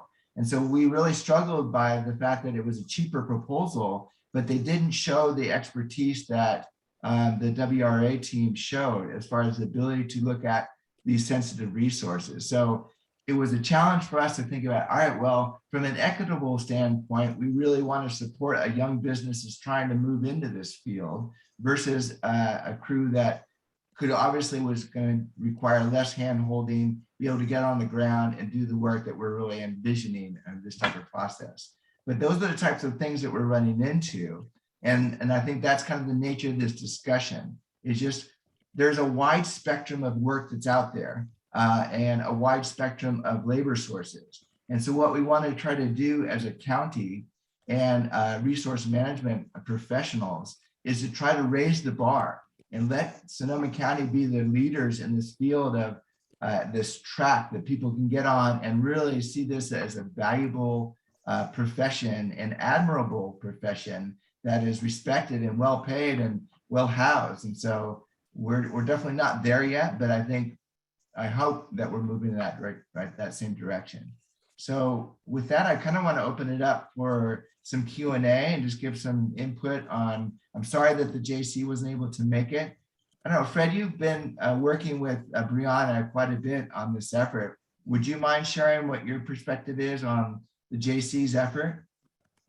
Regrettably, I have not been working with Brianna a lot on this effort. They have put out a couple of proposals for new teachers to go down into the woods and train people. So I'm as curious as you are to see what Brianna and Ben have to say. Yeah, all right. I'm sorry about that. They always have a conflict on Thursdays where they have a staff meeting at the same time of our meeting. And they were going to try to get out this time, but apparently they weren't able to. So maybe Che, if you want to share some of your perspective. Well, yeah, I mean, I can actually speak to the JC piece because I've helped them kind of get set up and move forward. One of the pieces that I consistently heckle Benjamin and Brianna about is that they're doing all this great work at Schoen Farm, but we had that conversation about those that are fiscally and physically unable to treat their own properties. And like, you're having all of this labor done, why aren't we doing that in places where these folks need it? So that's just my two pieces of me giving them a hard time. But as I said, I think, they're using Amy Hausman of the grazing program over there. They're talking about, they're working with Sasha on using prescribed fire. And so I think all of those pieces, bringing those together is really going to be key because none of them work very well all by themselves. And we are so siloed. As an example, on my property, when we tried to do a 33-acre burn, we had to plan it like 7 or 8 times. It took 2 years to burn because you really have to hit that nail on the head of just the perfect timing with no wind and what have you. And then when they did burn, they weren't able to burn the property because my goats had eaten all the understory, which was hugely disappointing because I have a bay infestation that you cannot imagine. It used to be all oaks when I was a kid. So, talking about how we can use all of those pieces together, I think is really important. For me, the next big piece is, we're doing a lot of hand crew work, and I hear you, Jason. I think that is one of the better tools out there because we can really pick and choose. There is that question of like, hey, we're doing a hand crew in the moment. Can you identify this plant? And which is really important. But I also like to hearken it towards like what a landscape architect has to think about, right? So we're doing this work, but it's all going to grow back. So while we're doing this work, let's think about how this tree is going to grow, how tall it gets, or what this plant is going to do, which I think adds a whole nother generational perspective that we often don't have while we're doing this work, because we want to get it done now for that fire season, right? Well, no, we got to think about what comes after, because inevitably it will grow back. And what will our retreatments be? Will they be hand tools? Will they be fire? Will they be grazing, or all of those? I think the other piece is that having an economic incentive for these young people that's not just working for us, where they can go into business for themselves, is really important. Opening things up so that they can, go into grazing as a rancher and not just prescribed grazing, have long-term leases, which is a thing of the past. Or they can get a contractor's license or a burn boss. Obviously, the issues with burn boss are endemic in our community. There's finally going to be 24 of them going through the new program, but it's still not really proven. And there's some issues with if they're going to be able to even get insurance, as an example. sorry to point out all the issues, but that's one of the things that I work with all the time. And then finally, we touched a little bit on using tractors, using iron heavy equipment, and there's nobody in the county training the next generation on heavy equipment, and a lot of them are aging out, just like the burn bosses. So if we do need to get some masticators in there, the next 10, 20 years are going to be real rough because we don't have that piece. And then of course the housing issue that we already talked about. We really need an incubator for our young people to learn while they are supported, so they can launch their careers that actually pay them. Yeah, I think about the Maslow's hierarchy of needs, and housing is obviously an absolute need. And then we can start thinking about the next level of a professional interest and being able to satisfy them from an economic standpoint. I think those are truly issues that we're all struggling and trying to understand. This is exactly why we're having this conversation, is to be able to understand what role we all play in this and how can we try to resolve some of these issues. I'd like to do a shout out to Coast Ridge and particularly Biswell Forestry. They did the work on my land, and Jake, one of their workers, is really into becoming an LTO. And I wasn't able to get them to spike out on my land, which was actually would have increased my production of biochar. But in the day, in the 70s and 80s, people generally did spike out. They would camp on your land while they were doing, it means to camp, sorry. And we need people who are ready to do that kind of stuff, because then the landowner can provide more work for them. But I really wanted to say that Biswell Forestry, Sterling and Marissa and Jake and the other folks over there are really working with the heavy equipment. And I think that there is a future there, but they're looking for work, quite honestly. So they need to keep going on that. I think that there are a lot of people here in the county who are capable. Yes. As a planning commissioner, I've been invited to go on a little walkabout at the racetrack at 3, because I guess they're proposing some kind of project. Yeah, that we'll be hearing about. And hey, Caitlin, I think you need to mute, right? I'm so sorry. That's okay. That's okay. I'm like, hey, what is this walk going on at the racetrack? Well, hey, Fred, could you provide any contact information for Biswell, maybe in the chat? Or one thing I'm doing at Regional Parks is just trying to understand all the different companies and organizations out there that provide these types of services. Because hopefully, as we bring in more grant money, we're going to have a variety of projects happening all at once, and we're going to need multiple contractors with expertise in different areas out there on the landscape. So I'm trying to compile this list so that we can move forward and kind of get this work done. So especially some of these smaller organizations that are just starting out, it's great to know about them and maybe provide them some work if possible.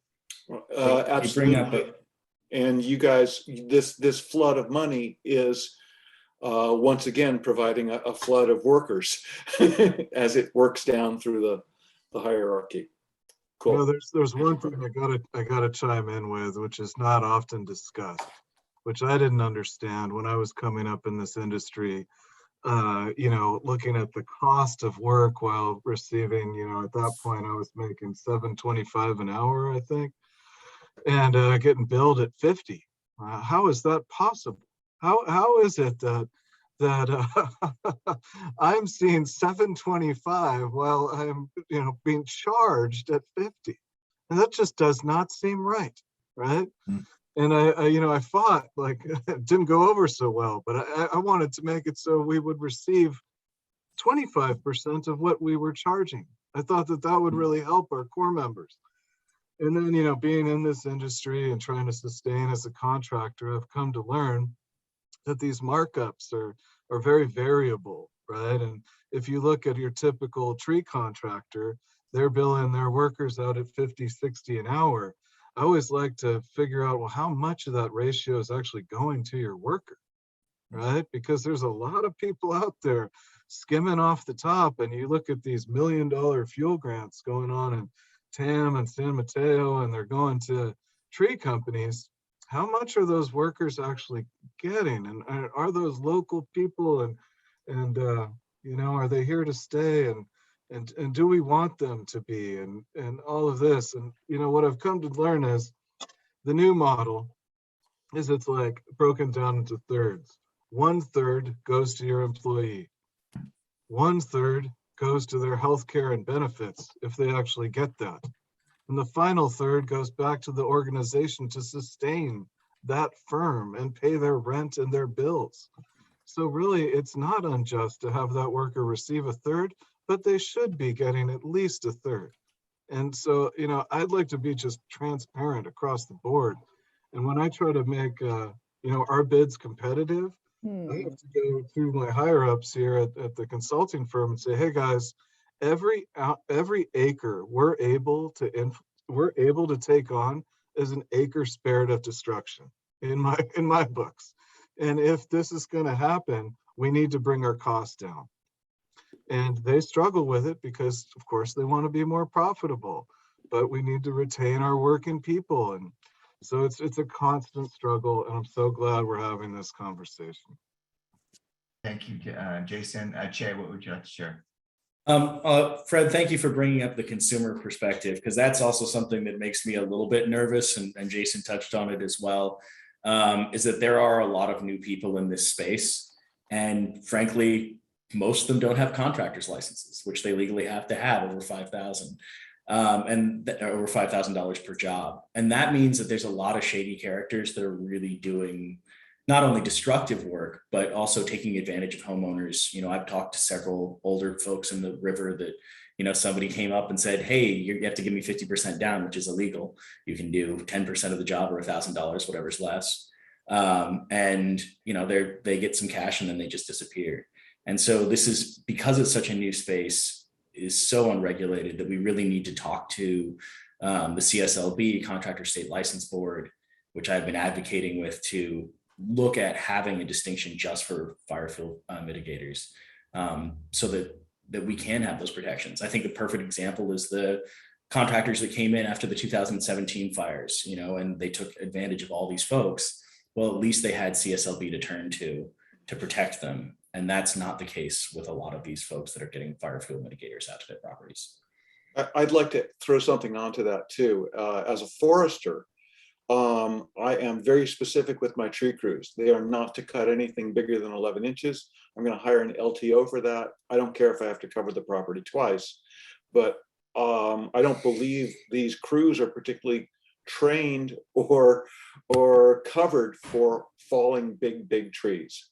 And I know everybody wants to. The crews run out there and they want to fall the biggest stuff first. Well, they're not there for just my amusement, but I know. I'm sorry. It's so true, though. It's so true. So this is both a problem and also something that we have to see as workforce development. We need a combination of LTOs and fire reducing teams, but it's not the same thing. Great point. And I know that Marshall Tuberville has created an interesting model of crews that are coming from the fire services agencies. That's another model I didn't think about inviting, is having Marshall participate in this kind of conversation. One of the experiences I wanted to share with you all was the Mill Creek Shaded Fuel Break program that COPE, North Sonoma County, helped create. And one of the things they did, they chose 3 different service providers and really allowed you know, a local group, kind of a regional group, as well as one of Marshall's crews. And they were able to just kind of do like a cost comparison and you know, a sense of productivity. So maybe there's one company had a higher number equipment operators that were able to provide services for a specific area, while another group had more hand crews that could get on the ground. So I think there's lots of opportunity to think of like kind of bifurcating the needs of a specific treatment and being able to make it as cost efficient as possible. Maybe Che's crews come in and do prep work so that the equipment operators can come in afterwards and there can be a cost share there. So I want to try to be as cooperative as possible in all these types of works that we're doing. And if you guys have any input on how our veg management program can operate and help facilitate this process, by all means, reach out to me. And to Brooke's comment about trying to seek more input or opportunities and being able to spread the wealth, so to speak. One of the things that the Board of Supervisors asked us to do is produce a website so that landowners, resource managers know where to go and get resources. And so I'll try to provide more information about that as we progress, a website that we can all access this information to be able to move forward. I know that we're kind of coming up onto our time. We're 1 minute after. Does anybody else have any kind of closing comments before we wrap up today? And one thing, just to last little 2 cents here, you know, they're not counterintuitive. To have people do this work effectively actually spares money in the long run, right? That's something that we really need to wrap our heads around. Bottom dollar isn't necessarily bottom dollar if you're not getting long-term results, right? So nature grows back. We got to do it right.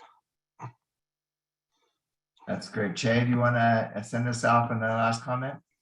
I don't know. There's 3 legs of the fire fuel mitigation stool: grazing, fire, and manual, and we need them all on almost every property. Fantastic. Hey, you guys, thank you very much for participating in this panel. I think it's an ongoing conversation. I really appreciate the perspective that everyone's provided today. Another great session. I absolutely love these meetings, and really thank you everyone for their participation. Adriana, do you have anything else you wanted to share for today? No, that's it. Thanks, Kim. All right, great. You guys have a great week, and thanks for all your work. Thank you. Thanks, All right. everyone. See ya. Take care. Bye. Thanks all.